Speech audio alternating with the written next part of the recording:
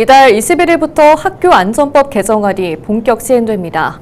교사가 안전조치 의무를 다했다면 현장 체험학습에서 발생한 안전사고에 대해 민형사상 책임을 지지 않는다는 내용이 새롭게 담겼는데요.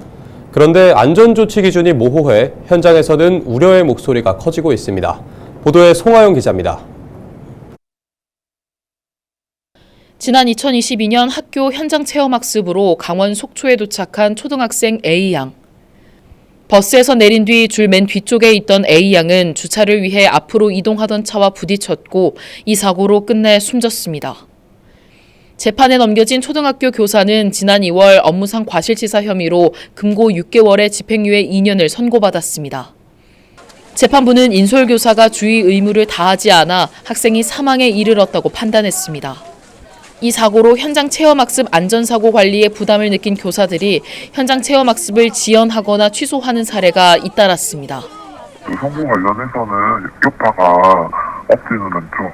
일반학교에서 조금 뛰어들어 가는 추세가 있었습니다. 이런 가운데 이달 21일부터 학교 안전법 개정안이 시행됩니다.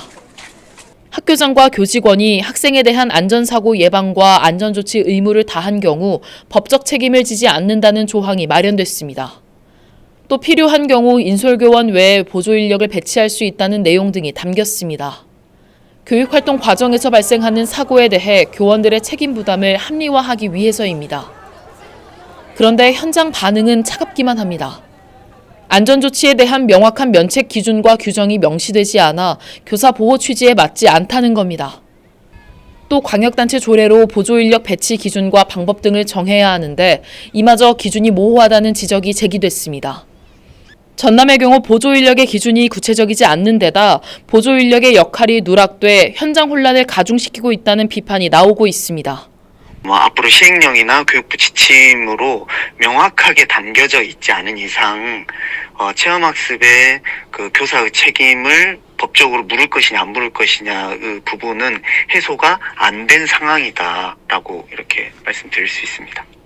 법이 개정됐지만 여전히 현장 체험학습 안전사고에 대한 우려와 교사들의 부담은 해소되지 않는 상황.